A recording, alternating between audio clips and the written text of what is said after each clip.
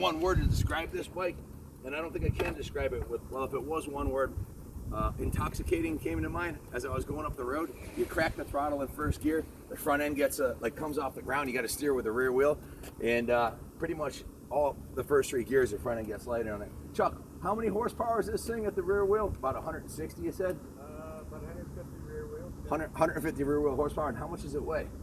About 500 pounds. About 500 pounds. This is considered to be one of, if not the most awesome muscle bikes on the market today. Let me show you some of the componentry on it that is just awesome.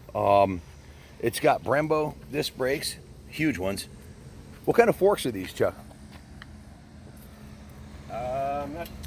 I can't remember, to be honest with you. Marchesini are not Marchesini wheels. If you were to describe the motor, what are the, how many cc's? And I know it's a V twin or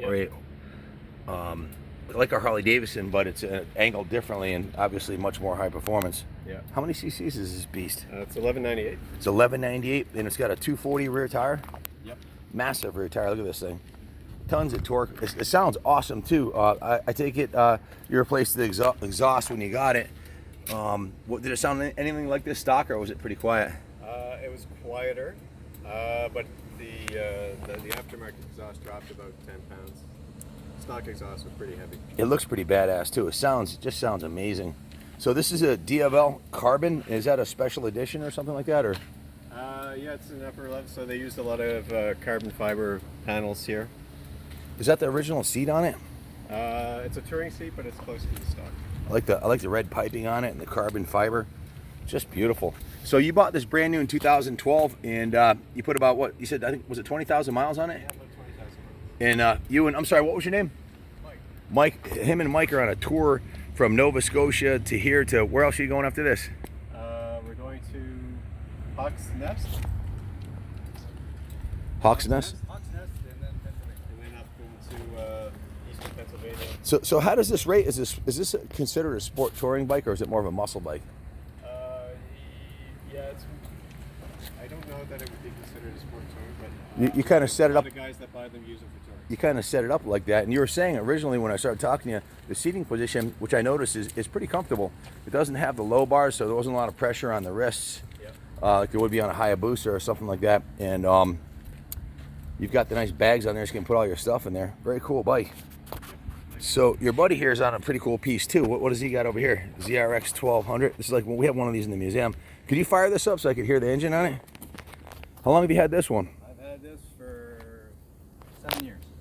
Nice piece. These are getting to be more and more rare. I don't know where they're all going, but there don't seem to be too many around left coming up for sale, or I think a certain amount of them were ridden into the ground or crashed. Our friend, one of our volunteers here, Bill Blythe, he has one, and it's got like, I think 80,000 miles on it or something like that. He rides the wheels off of it. This one's got about 30?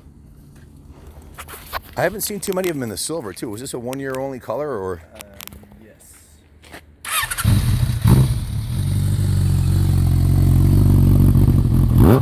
Oh yeah.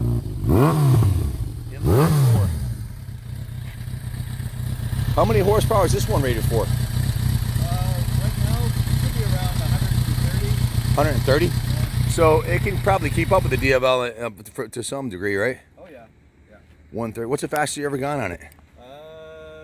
230 kilometers an hour. So what's that work out to? 130, 140 miles an hour. About 140? About 145 miles an hour. Pretty stable. That's about as fast as I've ever gone on a street bike, 145. How about the Diavel? What's your top speed on this one? I think I topped out. I stopped accelerating at about 240, so about the same, about 145 miles an hour. How was it at that speed? Is it stable, or is it It's stable, but I was getting a lot of wind. I know on my Ducatis, I told you, we were talking about, I sold them when I had my kids because I thought I might kill myself on one because I had a tough time controlling myself. But around 145, I had a Ducati new Superlight with a stage 3 kit on it, and it was so smooth at top speed until you got outside of the edge of the fairing. If you put a knee out past the fairing, you'd swoop over a lane and a half in like a second, because the illusion of speed isn't as powerful on that bike if you're in a tuck with a full face helmet on, because the fairing is so effective on it, it blows right by you. So I imagine on this, where you're out in the wind, yeah, you're gonna that's gonna be your number one deterrent from going faster, feeling like you're gonna get blown off the bike. You know, there's really not much of a windshield. Well, thank you for sharing the bike with us today, and thank you for letting me ride it. Again, that's like loaning your girlfriend for the prom. Not everybody's willing to do that, but I took good care of her. I don't think I took it over 6,000 RPM because, well, it's kind of hard to look at the tach as you're accelerating so rapidly with 150 rear wheel horsepower, and these roads are pretty tight. But it's a really cool piece. I'd seriously consider getting one of these after riding this. So, thank you for sharing it with me for a short while, and thanks for coming to visit the museum. You guys are from Nova Scotia. Hopefully, you'll be back. Yep. And stay tuned.